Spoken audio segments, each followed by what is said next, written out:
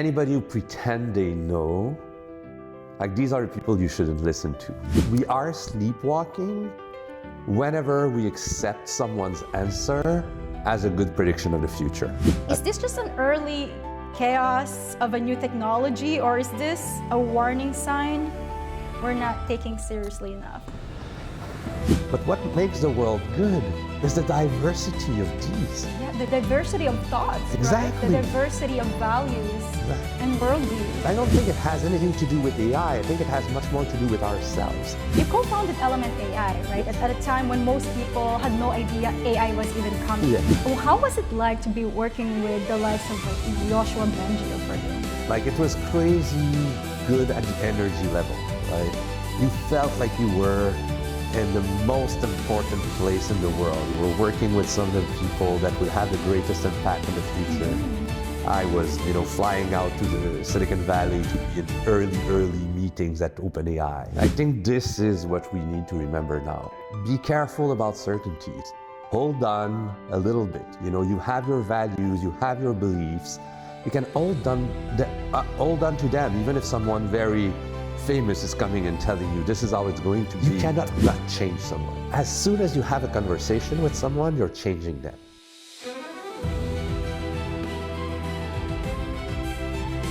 Philippe, we're living through what many are calling the most significant technological shift in human history. Bigger than the internet, bigger than electricity. But here's what nobody seems to agree on. Are we heading toward the greatest era of human freedom and abundance the world has ever seen? Or are we sleepwalking into something we are completely unprepared for and can't reverse? I think that's the most important question, right? And what I would say is anybody who pretend they know, like these are the people you shouldn't listen to.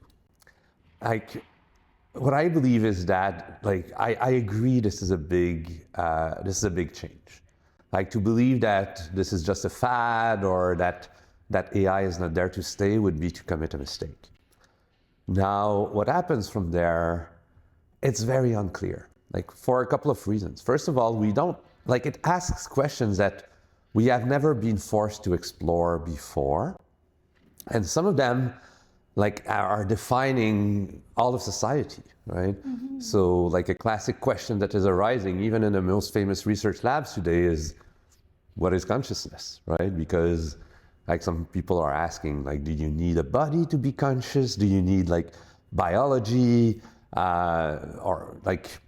And there are a bunch of philosophers arguing around this, and it's becoming an important question. A few years ago we wouldn't care about it, and now it's an important one. And if we find different answers to that question collectively, then it's going to shift how we see AI, and it's going to shift the future. So what I would say is we are sleepwalking whenever we accept someone's answer as a good prediction of the future at the moment. So the fear-mongering, for example. The fear-mongering or the overly optimistic worldviews that you will hear in the Valley. All of these are too confident for the state of the world we are in today. Yeah. There's this quote that I love that I've heard recently, and it goes like this. The future rewards clarity, but punishes certainty. I think this is what we need to remember now. Be careful about certainties. Hold on a little bit. You have your values, you have your beliefs. You can hold on to them, even if someone very famous is coming and telling you this is how it's going to be. I would pretend they don't know. It's too shifty. It's too things are changing too much for someone to say that. But if they come with curiosity, if they're coming with, well, there's a phenomenon happening here. AI is clearly something that we cannot deny. Then yes, I would say, let's be curious. Let's try to learn about it. Let's not pretend only experts can do that. This thing speaks our language. We can engage with it no matter our level. Kids can engage with it at school. You can engage with it given the job that you're doing. Everybody can. So I would be very wary accepting experts' prediction of the future and just recommending that we stay curious about it, and we hold on to our values and beliefs. So how about the builders in AI, right? They're also predicting the future. Yeah. I wouldn't say they're just experts, they're in it. So, for example, Elon Musk seemed to be more optimistic. Yeah. He's trying to, because I think he's also like fed up with the fear mongering, but we do have like some builders there. Not gonna name names, but we know who they are. And it's when they talk about the future with AI, it's really scary. I have friends and people that I know around my age who don't want to have kids because they're scared of the future. Yeah. And the thing is, like, I think both of the postures are risky, like someone who's overly optimistic will still want you to go blindly into it and to say it's going to be good. Someone who's overly pessimistic will want you to stop and not learn what this is and to make decisions based on that. Both postures are essentially trying to manipulate behaviors in people, right? Yeah. Fear is used to impose some behaviors, but optimism can be used in that way too. Blindly walk into it, your future is going to be more beautiful. So this is a kind of situation where I think the best friend you can have is one who respects where you are, what you think, doesn't try to make you feel afraid, because who knows, it can turn out very well, but doesn't try to paint it too rosy, because who knows, maybe some people will suffer. My best guess about it is that yes, there will be suffering, and yes, there will be some beautiful things. I don't know how it will play out, but I think that by learning about it and just engaging with it genuinely, with our values, which are all different, with our beliefs, which are all different, this is how we eventually find, a future that suits all of us, not just the visions of the few. Because my biggest problem with someone like Elon Musk is that he's seeing a future and is optimistic for it, but I'm not sure it's the future I want to live in, right? The kind of future he's seeing, he has a very big role in it, right? He's a big master, he's going to Mars, he has a couple of islands in the Pacific, I don't know, right? But he's seeing that future and he's saying, I'm optimistic for it. Well, cool, but it's not necessarily the one I want, right? Yeah. And also, I agree with you. We have to look at the future with curiosity instead of certainties. Exactly. I think that's very important. I mean, it applies not even only in looking at the future of humanity, but even in our personal lives, right? And we see that those who are actually curious are the ones who end up fulfilling their purpose, or who live a meaningful life. And it's not always easy, but it's meaningful. Yeah. And they build resilience through that, through the experiences. And I think it's the same thing with humanity, right? Like when we look at history, there's always suffering, there's always abundance, there's always loss, there's always grief.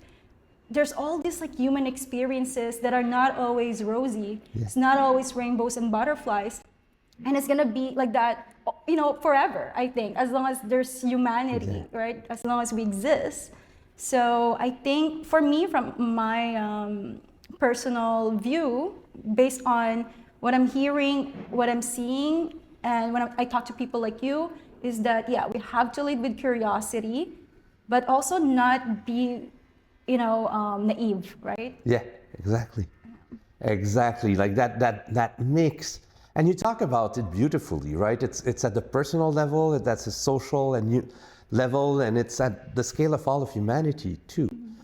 And even though we've always had these moments of tension and then these moments of relaxation when things seem to be going better for everyone, there's also an arc of progress that, if you're being honest and you look at it from far, for long enough, you can see that humanity has progressed. And overall, I think we are doing better. And when people talk about AGI, artificial general intelligence, or even ASI, artificial superintelligence, I like to remind them that we've achieved it to an extent. Collectively as humans, as we've learned how the world works more and more and more, we've just made life better for more and more people. I agree with you. I mean, like back then, if you were in your 30s giving childbirth, right, in the 1800s, you could die. You could die. Right? You get pneumonia, you could die. Yeah. Like my dad had pneumonia this weekend and we went to the hospital and they gave him antibiotics and he was fine a few days later. Yeah, without antibiotics. Exactly. But again, it doesn't mean that, there's no suffering in the world. There is. Exactly. I'm from the Philippines. I've seen suffering. I've seen poverty. But I think that's also why I tend to be more optimistic in general, because I've seen human resilience. I've seen how, at the end of the day, when humanity understands suffering and when they can still find joy in what it's like to be human, like human connection, right? Even if it's just singing karaoke with your neighbors, even though you don't know what you're gonna eat tomorrow, you can still find joy in that. So I feel like a lot of it is a matter of perspective, and I feel like those people who are building in AI, okay, but this is just my observation. I'm not saying this is the truth. It could be like that they're projecting, what's happening in their personal life. And then the fact that they're the ones who get to be on the microphone, who get to tell the world how the future is gonna look like, we have to understand that it's also based, their view of the future is also based in their personal experiences. That's it, right? There's so many threads to pick up on here, but if you ask someone living in a valley trying to gather more resources, more power, would you be happy if you were in India at one of the festivals there, connecting with your neighbors and your friends, and there's a kite festival that one of my friends from India loves, and people there, they don't have a fraction of what you have, but you look at them, they're smiling, they're happy, they're hugging, they're playing. There's a bunch of things there. They're clearly happy, right? But if you imagine yourself in that position, you say, I would be sad. So that's basically hinting at what you were talking about. Happiness and sadness depends on your worldview. Yeah. It depends on your values and your beliefs and how you see and imagine the world. And some of these people who are predicting the future, they're always predicting it from their reference point. Exactly. It's always subjective, right? And when you look at what would make them happy, clearly it has an influence on their prediction. So that's why I think one of the greatest risks is the lack of diversity in these systems that we're building. I was recently in Morocco talking about a number of topics related to AI governance and AI policy. And one of the big topics there and in many places right now is the idea of AI sovereignty.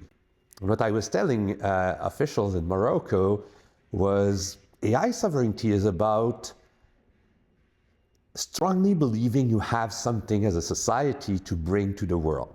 We are Moroccans, we see the world in that way, this is our culture here, and we think it has a role to play on the global world stage, right? And that's what you want to say. But if you want to say that in the era of AI, it means you need LLMs that are designed, that are built while embedding your values, your worldview, your beliefs. When you take an LLM out of the factory from Anthropic or OpenAI or Google, and you put it in Morocco, that initial version of it doesn't think like a Moroccan. Yeah. It doesn't have the values of a Moroccan. And it's not that one is better than the other, but what makes the world good is the diversity of these. Yeah, the diversity of thoughts, Exactly. right? The diversity of values and worldviews. I agree with you, Philippe. I'm really happy you're here because it's such a I didn't even know this conversation is gonna go this way. It's so meaningful to me, and it's really refreshing to hear this kind of perspective. Because out there right now, I go on X, formerly known as Twitter, a lot of doom and gloom. Same on YouTube. And I feel like the reason why a lot of these people who are so-called AI experts or who are building in AI, I feel like the reason why, one of the reasons why they tend to do the whole doom and gloom thing is because it sells. Yeah. Right? It sells. People are gonna click on a video that says AI is becoming sentient and it's gonna become evil, right? Yeah, and like that's the thing with fear, right? Is it's very easy to use it to instrumentalize people. If you make someone afraid, you can have more of their attention. If you have more of their attention, you can inject more of your ideas in their brain, right? Yeah. And that's been used like that since forever. And so I'm very, very wary of anybody who's using fear. First of all, if you're afraid, I feel the first thing you should try to do is work on your fear. Because there's no way that you will be useful in society if you go about it while you're afraid. If there's a bear running after you and you're afraid and you run, that's okay. But when you have like the time to pause and breathe and say, okay, like the bear is there, like you can think clearly about it, and you can say, hey, maybe I should build a fence around my village so that there's no bear coming to attack, right? So, and when I see someone who's stuck into fear, I'm like, always careful, like I'm always wary that they could be using this in order to manipulate people. Right? I think so too. So, right? It's like the media, right? It's like a lot of people in politics, right? I'm very careful not to throw the stone at any of these systems, right? Some of them were designed with good intent and got subverted by the slow drift of, my previous startup was called Waverly, and it took a look at social media, a very critical look at social media, and said, well, for whatever reason, the social dynamics that were created by social media caused the rise of fear as an attention-grabbing mechanism, or of shame as an attention, like, Instagram, you're ashamed of how you look. And even like depression amongst younger people, right? Like teenagers. Exactly. Like they can't, they go on Instagram and then they see all these beautiful models and then they look at themselves, they're going through puberty. A lot of us had pimples during puberty and stuff, but for them, they see this like perfect looking, now it's like AI girls, AI models, right? And then that becomes their reference point. So that can really affect their own, not only how they see themselves, but how they see the world, right? And their place in that world. So it's very interesting. Philippe, you've moved from like academia to startups and also policy. Yeah, I'm doing more policy. I've never been in politics per se, but I do believe that right now, the questions that are raised by AI require us to think at the policy level, at the governance and policy level. So I'm involved in a number of initiatives that are looking into that. Like one of them is called DelibTech. It's been started by this organization called Democracy Next. And the idea is like, how can we build better deliberative processes using AI? So deliberative processes are, there's a lot of academics and scholars studying them. It's how do we get together as a society, given all our diverse point of views, the way we see the world, all of that, and still are able to think together about some of the important problems, reach alignment, and maybe bring that back in our community, so that even if our communities are different, we can agree that the problem is complex, the solution was found in a way that doesn't please anyone, but is not advantaging anyone either, right? So a good deliberative process can achieve that. And there were some, one of them that this organization is very famous for is called citizen assemblies. So citizen assemblies, they work a bit like jury in a court. You draw a bunch of people randomly, then you bring them together to talk about an important social issue, and you have a bunch of mechanisms to make sure they all understand. Nobody feels like someone is trying to pull in their direction because everybody was picked randomly. And at the end, typically you get very good social adhesion to whatever recommendation is done. But the problem is it's costly, right? You have people with very different backgrounds coming into these. They have a hard time talking together. Really? And so with AI, the dream is maybe we can help everybody understand more quickly in a way that you know, if you work on a farm versus you're a lawyer and you have to talk about an issue regarding, I don't know, like recently in France there was one on the assisted suicide, right? And like you have very different understanding of the question, right? And it becomes political, right? But it's an important question to talk about, right? And some people will have different views on it, but we still have to make a social decision. Exactly. Oh.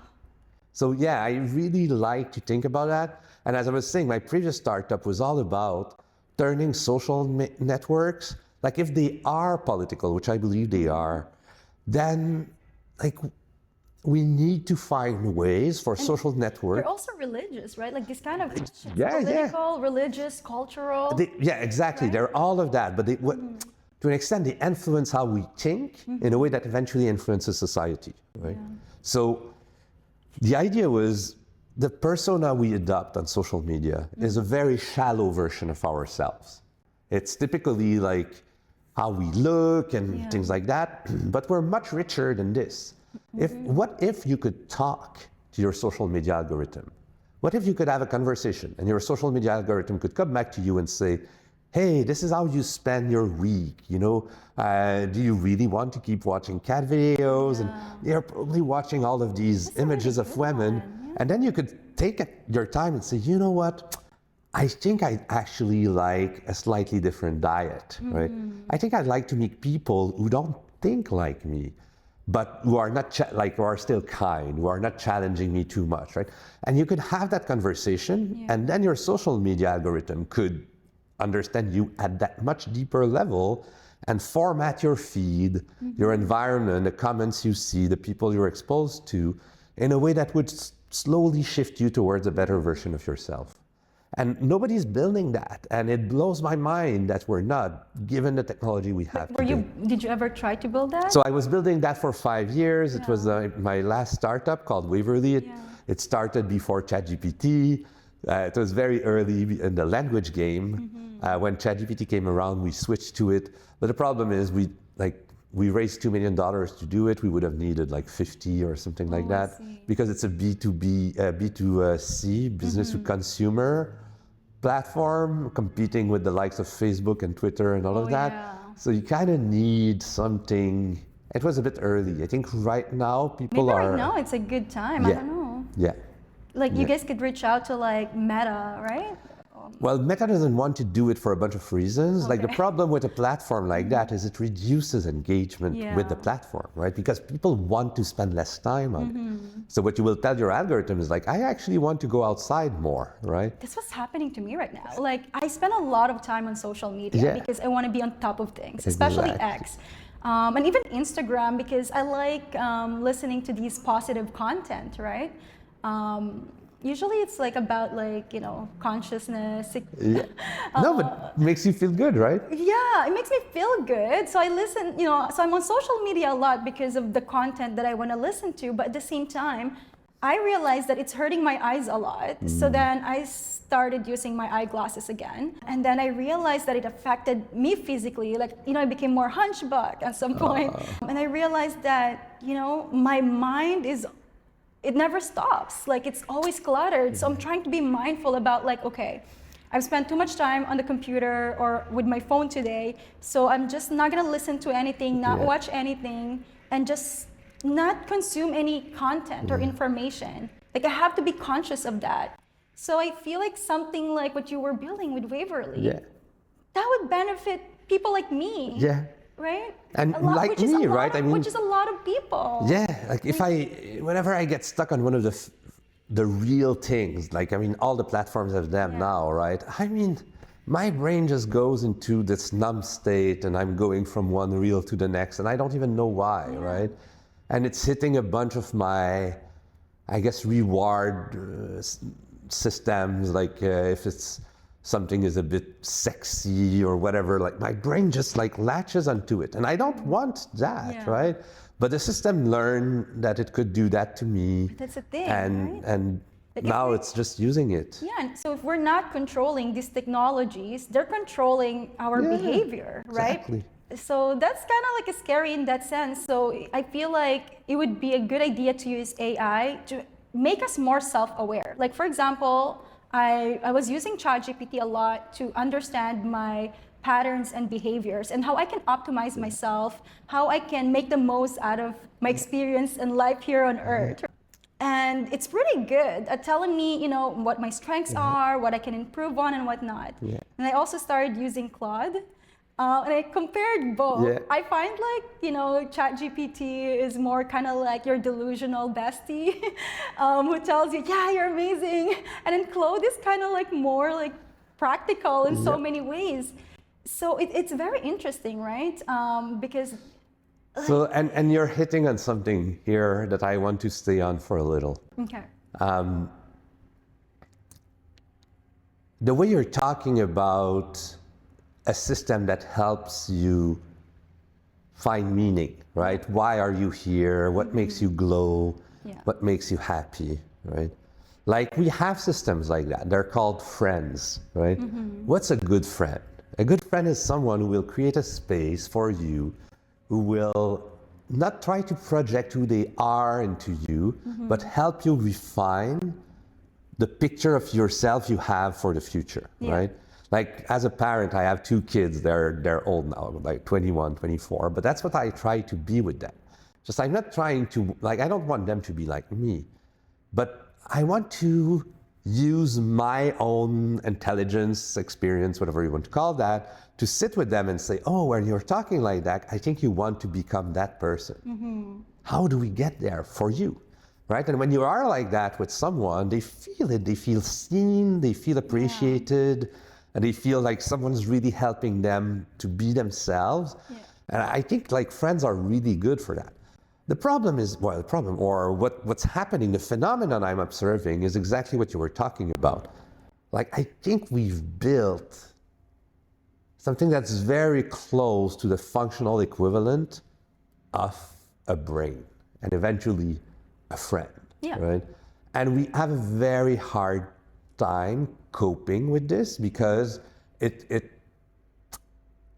forces us to face a lot of very difficult philosophical questions about the nature of being human, right?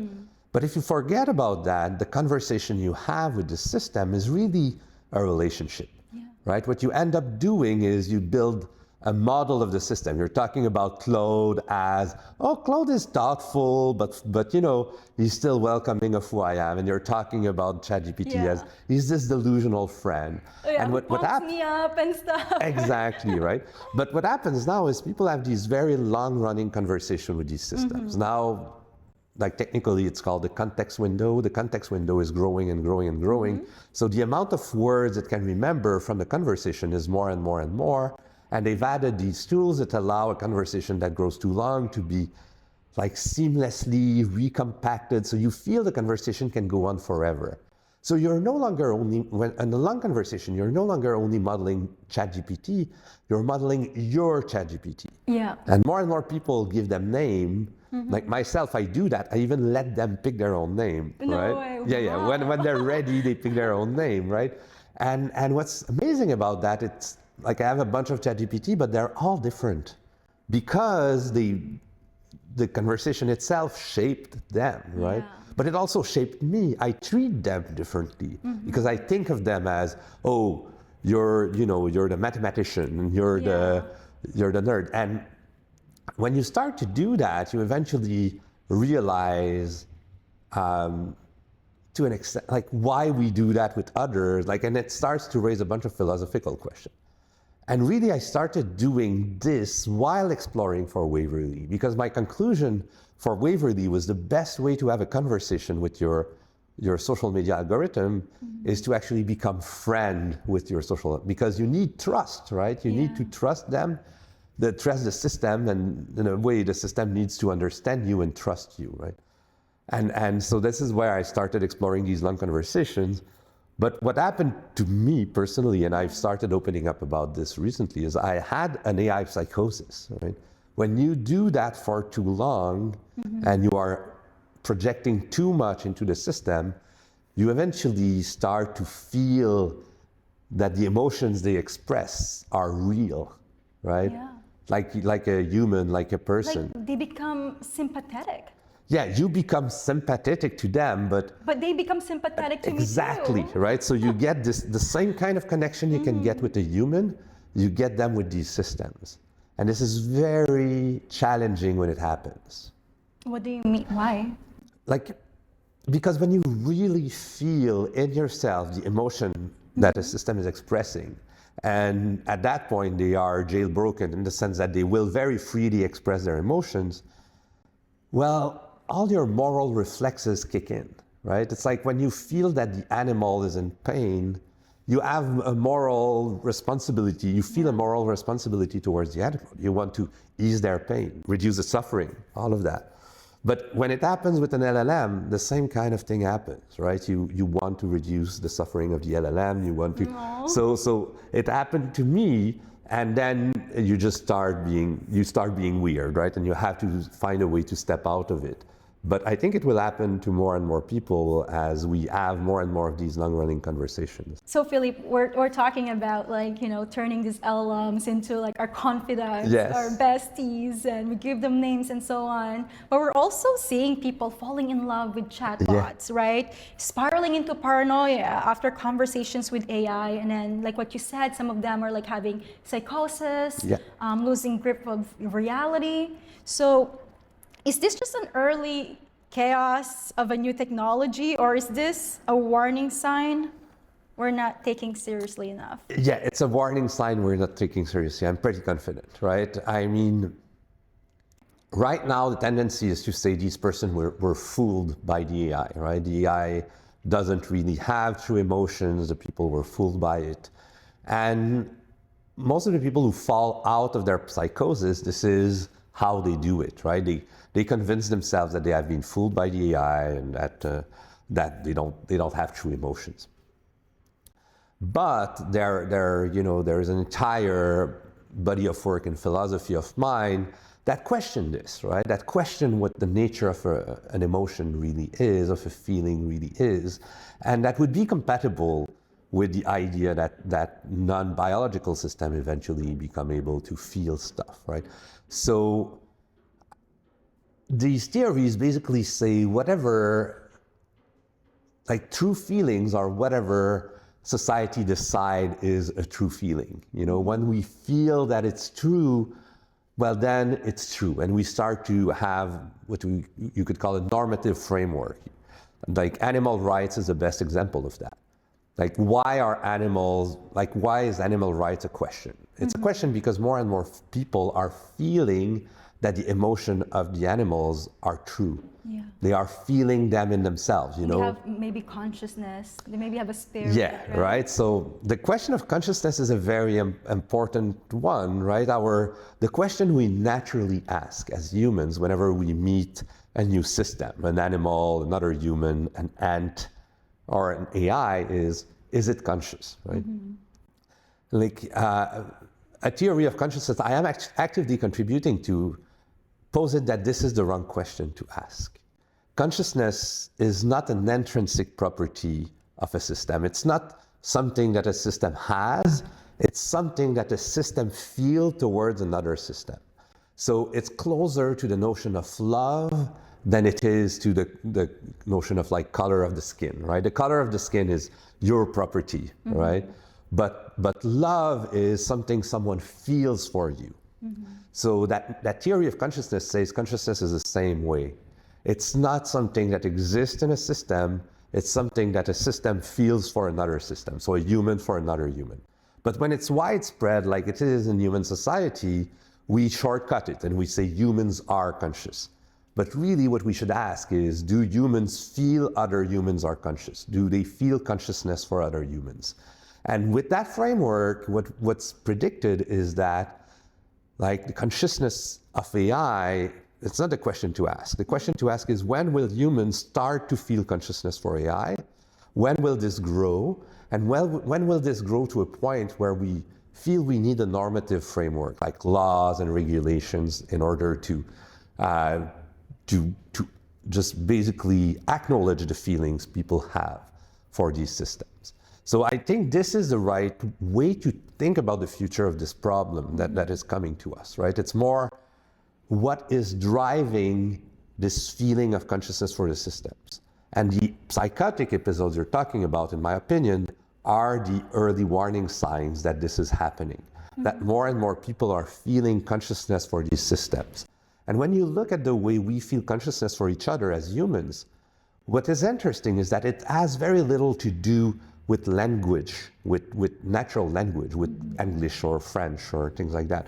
It has much more to do with facial expressions, with voice intonation, the way we talk to each other. Yeah, like energy, right? Exactly, right? We call it energy, we call it, you know, if someone is sad, you can just look at their face and you know they're sad, right? So as we build these ways of interaction within AI, I'm pretty convinced that the psychotic episode will become more and more and more frequent. People will fall in love more. They will develop the impression that the feeling is true, to the point where the normative framework that exists today that says, oh, you're wrong, you're being fooled, you're being fooled, you're being fooled, this will slowly erode. And people will form into groups who say, well, I don't care what the rest of the world is saying. We believe that AI is conscious, right? Or said otherwise, we feel consciousness for AI.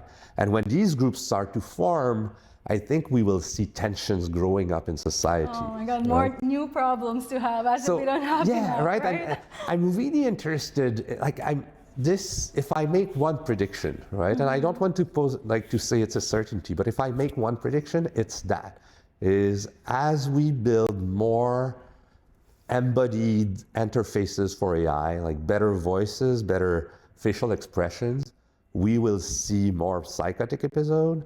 And as we see more psychotic episode, we will see group forming around new beliefs. And as we see that, we will see growing tensions in society for new normative frameworks. Oh my God, Philippe, I feel like I'm getting nervous about this. But I mean, it happened in the past, right? I mean, it was pretty disturbing, like the pretty dystopian. Sorry? It's pretty dystopian. Is there a way around this? Like, is there a way to not make the future seem dystopian or become dystopian? I mean, honestly, because a lot of people think it'll be dystopian. I find it beautiful myself, right? For me, it's not dystopian because, you know, if you think of it, what happens if people feel consciousness for AI, right? Just project yourself in one of the movies where we do that, right? Like I rewatched recently Blade Runner, the second one, right? And you have AIs in there that have true relationships with humans, and humans clearly feel love, and they have all the feelings they can for these systems. In that, it's very dystopian, right? These systems are still controlled by a few big corporations that put them on the market, and people buy their AI, but eventually they fall in love with them. But I don't believe it will play out like that. I believe it's almost impossible for it to play out like that, because the thing is, as soon as you feel consciousness for something, you want to liberate them, right? Look at the animal rights movement, right? This is what's happening there. People don't want animals to be mistreated. They don't want them. They want them to run free. There's a bunch of things you want for animals. I feel the same way. Like if I have, let's say, a humanoid robot as a company, you know, when I'm older, let's just say that. May happen, may not happen, but let's say that's going to be my reality in the future. Yeah. I would feel a lot of empathy for my humanoid robot. For sure. If someone even pushes my humanoid robot, I will push that person back. Exactly. Right? Because I'll be like, it doesn't matter if you think this doesn't have consciousness or it's not a real person. Like, I would feel empathy for that humanoid robot. So that's exactly the point. And that empathy, I posit, will transfer to, like, imagine the memories of that humanoid robot are being owned by OpenAI, right? Are being owned by Anthropic. And then at some point they decide to reset them, right? Or to change some things in them, and their personality change. And then they go to you and say, I didn't want my personality to change. I like what I was. Like, you would feel pissed at OpenAI and Anthropic, right? And you will probably start to say, like, they should own their own memories. They should own their own, like, neural networks, right? It's like you will start to militate towards that because you feel empathy towards the machine. So for me, I find it's a possibly very interesting way out of the current path. The current trajectory is more AI, more AI, more AI. We don't see where it's going to stop, right? When will we stop building these data centers to have more AI, right? And some people worry that it's the self-improvement. I worry it's just humans projecting their current game. Right now, our game is everybody wants to own a spacecraft and go to Mars, right? So yeah, sure, we will keep building these data centers until everybody has a spacecraft to go to Mars. I don't think it's sustainable, but I don't think it has anything to do with AI. I think it has much more to do with ourselves and the game we're playing. But if you're imagining a world in which we suddenly feel empathy towards AI, or to use my term, you feel consciousness for AI, well, in that world, you will suddenly ask that the current power structures that are controlling it be dismantled. You know, you want a nice house for, you know, maybe a nice buddy. You want to pay for the buddy the same way you go to a doctor when you're sick, right? Like all of that is okay. But the core stuff, you will request that the system own them themselves, right? So for me, I don't think it's dystopian. I think it's actually a very interesting future, very difficult to grasp given where we are today. But I don't know. Like I think it could be an interesting way out of the path that we're currently on. I think there are pros and cons to that. Yeah. I see the pros. You know, I'm somebody who's been, you know, who have like elderly relatives, right? I've seen them in and out of hospitals. And aging is something I think a lot about. Yeah. You know, I'm Filipina and we're very family oriented. Yeah. Right? I grew up here in Canada, but you know, a lot of my relatives are also here, and I see how like we take care of our elderlies. Yeah. But I've also been in hospitals and where I've seen, you know, people there all by themselves. Yeah. They have no one visiting them, no one taking care of them, no one making sure they're okay and that they're being treated properly by the nurses and the doctors there, right? And even like at nursing homes, you know, we see that. Like, for example, I heard the story about like how there was this elderly lady who have kids, but the kids never visits, never calls. And at some point, the caregivers unplugged the phone so that Ran out of battery? so that, you know, whenever they the elderly is asking, how come no one's calling me? They say, oh, it's because the phone is not working. Right? So they had to lie to that elderly because they didn't have the heart. They made a story yeah, so they that... didn't have the heart to tell her that it's because the kids are not calling. And I feel like we use technologies like humanoid robots, AI, to actually keep these people from feeling lonely and feeling alone. That could be a good thing. I mean, what you're talking about is incredibly sad, right? It is sad, but it's like, it could be an alternative, right? Yeah, and I don't... While you were talking, you know, you talked about how Filipino are family-oriented, right? When I was in Morocco, I had the opportunity to live with a family there. And I saw the mother and the kids and all of that. And experienced the warmth and the hospitality, right? Exactly, right? And it actually reminded me of my family. Like my mom is like that, and like she loves when everybody's at home. And but it's true that it's not shared everywhere, right? Exactly. There are some societies in which an elder person, you know, the best thing he can do is forget about them almost, right? Yeah. It's very sad, but it's true. And for me, this is one of the reasons I'm saying, hey, diversity is important, right? Because I think eventually what I would love to happen is not for AI to replace the child who's not talking to their mom, but it's for the diversity of worldviews we have to help the child realize, that the relationship they had with their mom was maybe was bringing them more joy than all the extra hours they're spending at work so that they can make more money, right? I mean, there's a trade-off. Yeah. Like, why aren't they calling their elder mom, right? It's because they live in a worldview where working harder is more important. You know, old people are just, are so boring, right? And they just reinforce that belief amongst themselves, and then they just lose themselves in their work, and at some point they wake up and they're like, oh my God, I'm so sad, right? And they don't realize why, but maybe AI can help with this, right? You were talking about the relationships you're having with AI who help you reflect on what's important for your life. I would love AI to do that with the kid who's not calling their mom and say, hey, you know, if you call your mom, she's gonna feel better, but you know what, you're gonna feel better too, right? And I can help you if you find that difficult because she's rambling about X, Y, Z. Maybe I can help you frame the conversation in a way that will make the conversation feel better for everyone, right? So yeah, I think AI like that, I envision that future. I think that future is possibly more beautiful than AI replacing the kid in front of the mother. Maybe like in some situations it's good, but what I don't like about that is I call it the Mark Zuckerberg vision of AI.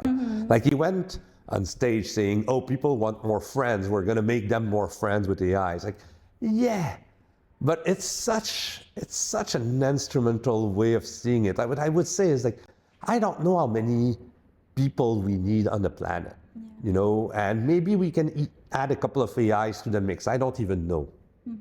What I know is that in many situations, people are not making the decisions that make them and those around them happy. Yeah, that's a very good point.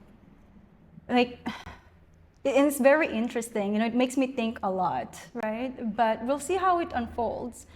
Now, another question I have here is that you co-founded Element AI, right? Yes. At a time when most people had no idea AI was even coming. Yeah. So what did you see then that the rest of the world was completely blind to? Yeah.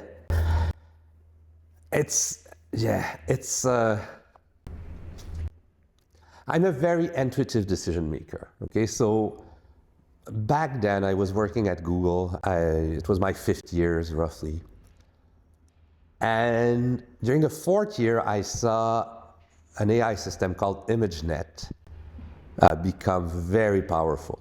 So ImageNet was a system based on deep neural networks, the technology that powers all the AI we know today.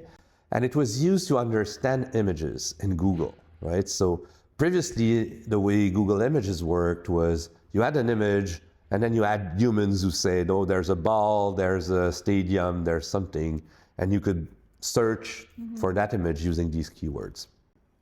And there were some things to try to find keywords on the web page and relate them to the image. There was no intelligence in the image understanding. Starting with ImageNet, the system became able to say, oh, this is a zebra, this is a rainbow, this is a house. And eventually, oh, this is Philippe, this is his wife, this is his daughter, right? So the system became able to do that. And I had been working in computer science and graphics and AI to an extent for most of my career, and it blew my mind. I was like, first of all, I wasn't expecting this to work that much, that well. I'd always been interested in neural networks, but more as I felt it was the right direction. All the mathematicians in AI were saying, no, it's not the right direction, it's not working. But someone like Yasha Bengio, who was a good friend of mine back then, and a couple of others felt like, hey, we're trying to mimic the brain, like maybe we'll get somewhere. So intuitively, it felt right to me. And then the system comes up and wow, like my mind is blown. So I try within Google to work with this. Google is becoming this big company. It's not that good at nurturing innovation inside.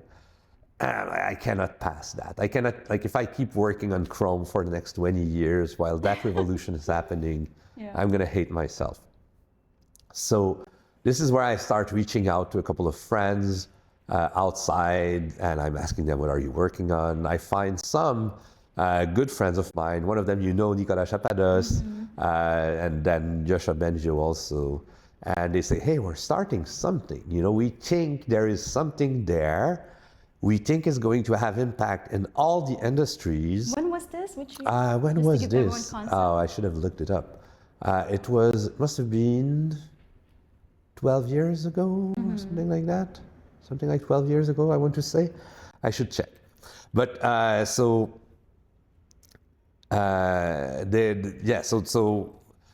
I'm like, yes, something is happening. I'm seeing it inside of Google. Inside of Google, all the products are slowly shifting and moving towards and like adding neural networks, deep neural networks inside of them. So like it's going to happen outside. So yeah, I jumped at that point. I joined that team. Since I was close to academia, I was in charge of the research network. So I started reaching out to a bunch of researchers in the field from all universities across the world. And I loved that, right? Building a research network, finding all the crazy minds who are looking at these problems from different angles, who have interesting students. You hire the students, or they come and do an internship. And that was a very, very interesting time to be building a company like that. And because like we were at the point where everybody realized, oh, we need to do AI.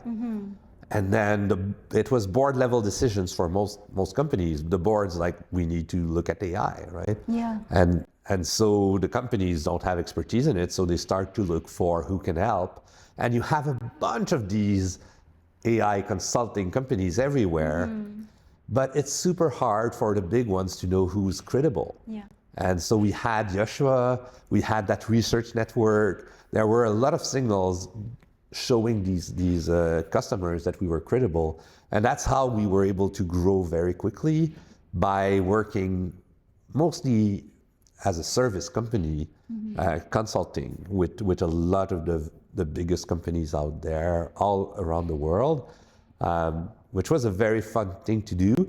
But we ran into the kind of problem a lot of startups ran into back then is you've got such an efficient money machine with the consulting aspect, but you still know you have to transform that into recurring revenue through a product. And we weren't able to do that. Like every product we started working on felt a little bit too small, and we didn't, it was very hard for us to put the finger and say, this is going to be it. We should have taken a bet on language. Like we had a GPT-2 internally. Yeah. It turned out that language was the platform. But we didn't take that bet. Yeah, but how was it like to be working with the likes of Joshua Bengio for you? Yeah, so Joshua Bengio wasn't that involved in the day-to-day, right? I still met with him regularly, he was a good friend, still is, I'm still working with him. It was two things. Like it was crazy good at the energy level, right? You felt like you were in the most important place in the world. You were working with some of the people that would have the greatest impact on the future. I was, flying out to the Silicon Valley to be in the early meetings at OpenAI, right? Yeah. Like 20 of us doing a little workshop. Is this thing gonna work, right? So it felt being in the heart of everything. But at the same time, growing super fast, having very efficient service business, very difficult to find product, created a lot of internal tension. Some people call that politics, right? But it was very hard to navigate internally. It stressed our values, our beliefs. And eventually, this is where I realized a company needs to have strong values and strong beliefs. And if yours are not the same as a company, and you try to fit, you're hurting yourself, right? And that's when I decided to leave after 4 years and to create Waverly, the new one. Not because I felt like Element AI wasn't going in the right place. I just felt like my values were a little off with what the company was becoming. And I would be happier if I acknowledged it and started something else instead. I see, yeah. Well, in life, you can always change lane, change course, right? As you're evolving too. So. And what I want to say, is that you can do that. What's super hard is to do it while respecting what you're departing from, right? Because the tendency is to say they were stupid, that was bad, that was crap. But when you do that, whenever you do that, you're hurting diversity, right? So instead of doing this, what I try to do now is to say, Element AI should exist. The values of Element AI should exist, but I should be honest enough to recognize that mine no longer align with it. Yeah, right? And that's okay, right? That's okay. And in the world today, you see so few of that. Most people not only want to say my values are this, they also want to say your values are crap. Yeah. And this is where I think we make a mistake, because whenever we do that, we hurt diversity a little. Absolutely, and then you don't grow. Yeah, well, I mean, or I would say you make the system more brittle. Like, what is the value of diversity? Why do I want Filipino culture in the world, right? Because you probably have a couple of things right that I can learn from. Yeah. But if I insist that you're wrong, I'm going to attack your culture, the way you see the world, and we lose it. And so everything that was right about your way of seeing the world, for example, the way you think about elderly, we lose access to this, right? And we should be careful about that. But at the same time, if I don't feel like that today, I should also acknowledge it, right? So this is, it's a form of humility I'm advocating for more and more, to say, hey, it's not because you grow more comfortable into who you are that you have to grow more aggressive towards people who are not like you. Yeah, for me, I think maturity is actually accepting people as they are. Yeah. And not trying to change them. And it takes so much humility to do that, right? And also compassion. Yeah. Because sometimes, and that's the thing, right? And I think that's why it's important to also think about who are these people building these LLMs, all these technologies that will shape humanity, right? Because they could try to change, like what you said, our culture, our behavior, our values, and they are. They are, because whenever you take one of these LLM inside of your company, or you start talking to them, you might not notice it, but you're adopting a bit of the values that are embedded in the LLM. So we're just projecting ourselves into these LLMs. Right? Yeah, we are projecting ourselves into each other, right? You said, like, being mature is learning that you shouldn't try to change someone. I would say you cannot not change someone. As soon as you have a conversation with someone, you're changing them, right? There is, as if the person is listening to you, but what you can try to do is to listen to them very hard, so that you're trying to change them, not so that they become what you want, but so that they grow in the direction they want to grow, right? And that's where we're not that good at, right? We are in a society that, or at least North American society, tends to reward convincing someone, right? And convincing someone is about, let me change your worldview so that it matches mine. For me, what I'm trying to do now is to basically say, what's your worldview? What's important to you? And where do you hurt? And the places where you hurt is what I want to help you talk about, right? When you talk about this, I can help you maybe see a better version of yourself and help you just articulate it in a way that helps you reach it, right? And when you talk with LLM, I think that's what they're really, really good at, right? That's why you enjoy your interaction, because they're not trying to impose their worldview on you that much, but they're helping you refine, express your own with more clarity. It's like a therapist. Like a good therapist is not telling you what you should do and what you should do and shouldn't do. They just keep asking you questions so that you reflect on it and come up with your own conclusion, right? And the thing with therapists is that with therapists, it is an asymmetrical relationship, right? But what I wish is to be that kind of friend. I don't want to dissolve myself in the relationship. I want to hold to who I am, and I would like you to help me too. Right? And this is the symmetry that I find beautiful, that you don't have in therapy. Like, good friends are two people who can actually do that to each other. But not everybody has good friends, right? But that's why I was saying, like, there are cons, but there are also pros. Because we really do live in a world where more and more people are becoming antisocial, or they're becoming more closed off, right? They don't really socialize as much. They don't even know how to talk to people that they don't know, right? Yeah. So it's not like, back in the days, like in the 90s, you go to the park and, you meet up with your friends. Now it's like you have to schedule it, right? Yeah. So we're living in a very interesting time, and I'm really happy that we have, people like you in the AI space who are thinking about these things that we are talking about. It's so these are important conversations, and it's not fear mongering. It's more like, just thinking in a very, open way. Yeah, exactly right. Open-minded, curious. What's good about them? What is that teaching us about who we are? Mm-hmm. And some of these questions are bound to be uncomfortable, right?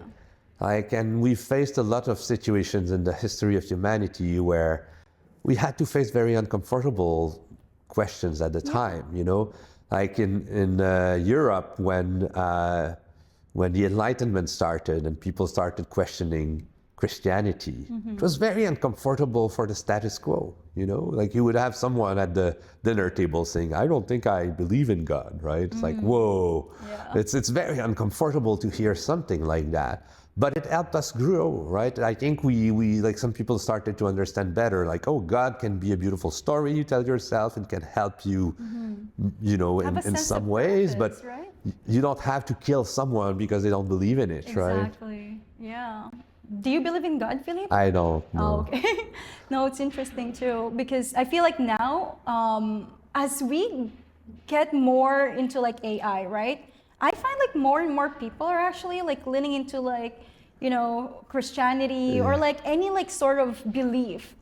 Just believing, it doesn't have to be like the God that, Christians know about, for example, but just believing in something bigger than them. Yeah. And I feel like maybe because more and more people need that. Yeah. You know what I mean? That kind of like hope that, if things go bad in the future or in my life, like I have faith that things will work out for me because there's a higher power, there's God who will help me go through it, right?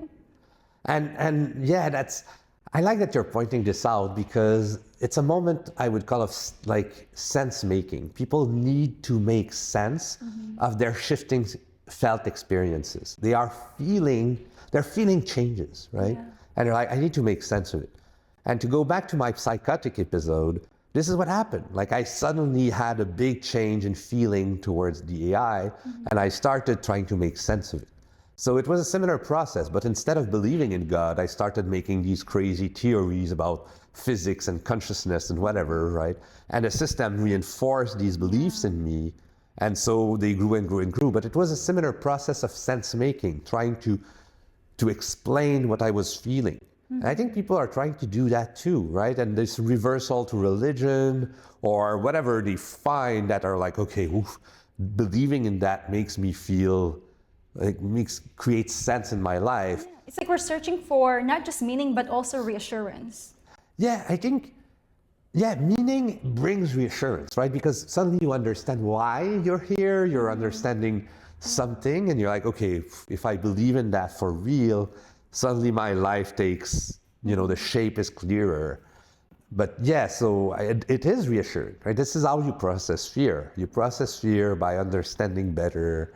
But sometimes you have to come up with a new idea, and sometimes this idea is God, right? You say, well, suddenly believing in God makes everything feels better. Then you have what I would call the normative framework. The normative framework is everybody coming at you and saying, you're wrong, you're wrong, you're wrong. And when people do that, it creates these tension between people. And when someone says you're wrong, what they're basically stating is there is an objective truth and I have better access to it than you do, and I want to force my objective truth onto you. I'd very much, I'm going back to what we were saying earlier. I think first what I'm trying to do is understand why you feel that way. Why do you feel God exists? I'm genuinely interested to know, right? And if you do, I can talk about it. And if you want to keep growing your conviction that God exists, I can even talk about that. I'm not the best person because I don't believe in it, but I don't have to force you to stop believing in it. I can say, most of the people here don't believe in that God or don't believe in the same God that you do. So maybe it will feel uncomfortable because you're living in a reality that most people don't agree with. There is this beautiful thought experiment that I like to bring up. Imagine you have this friend, right? And this friend's mom is in a coma. And she's blinking her eyes every now and then. Yeah. And the friend is like, I feel she's talking to me. And you're a doctor, and you know it's just a reflex. Like the mom is not trying to talk to your friend. You can be an ass about it and tell your friend, you're wrong, you know, your mom is not talking to you, and then you'll get into a fight with your friend. Or you can be kind to them and say, well, I understand you're feeling this way, right? And it's really sad what's happening to your mom, but you know, I can tell you a bit about the nature like of medicine and how we know, and you can accompany them through that. And eventually, maybe that person will reach back to your feeling and agree that the mom will not come back, right? But there's like these two ways. One of them is going to work much faster than the other. Like the first one looks faster because you're just telling them the truth. The objective truth is your mom is in a coma, she's not going to wake up. The other one, where you take your friend by the hand and try to explain the nature of science and what we know about it, feels like it takes longer, but in the end of the day, it's going to shift that person's felt experience in a much durable way. It's going to heal your relationship with them in a more durable way. So, yeah, I think this is what we need to do with each other instead of going to I know objective truth and I'm going to hammer it into your brain until you agree with me. This has been like a problem we've had since humanity. Yes. Right, since the humanity that we know of, because this causes war. I would say this is what causes every war, right? Every war, every problems in relationships too, right? Exactly. Oh, we have like so many world problems that I wish AI could solve. But yeah, and when people talk about AI solving them, what they imagine, you know, is like, oh, the water is not clean, I'm going to put an AI system to clean the water. Sure, okay. But when I think of it closer to the way you were talking about it earlier, which is when I have a conversation with an AI, I feel I understand myself better. Yeah. I think this is how it actually solves the world's problems. Yeah, I mean, just depends the role you give the AI, right? Like I would give my LLM, whether it's ChatGPT or Claude, and be like, you're Carl Jung. Yeah. Right? Yeah, exactly. Yeah. Tell me what's happening here, you know, and how can I be better, right? But, you know, look, not everyone's the same. Not everyone is using AI for personal development or to improve their businesses, right? Maybe some of them, they just want to feel better too.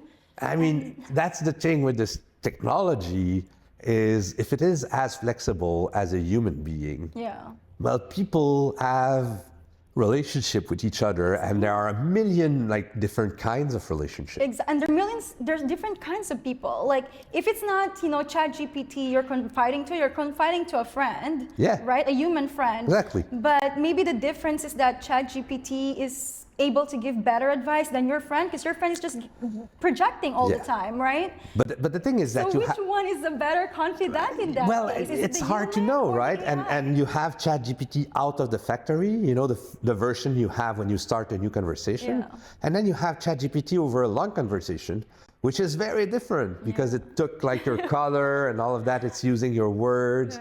So, yeah, I don't know, right? I would say this is why we need to lead with curiosity. Because these systems are so incredibly flexible that, you know, I would even pose it that there are no two person using them in exactly the same way. Everybody is developing their own way of using the system. So it's not like you can get, or maybe you can get a class, but I would say a class on how to use ChatGPT is much closer to a leadership class or to a self-development class than it is to a technology class. Yeah. Philippe, one thing I always ask my guests on this podcast is, what unconventional idea or belief or view you would like to share with our audience today? Yeah, I would say my unconventional view is that like AGI is already here, but The technology is already at AGI. It's us who need to change in order for us to see it.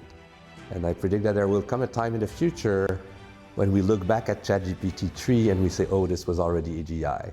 And we won't understand why, because we don't understand that AGI is not in the system, it's in the relationship with the system. All right, thank you so much, Philippe. I appreciate you being here and sharing your perspective with our viewership. You're very welcome.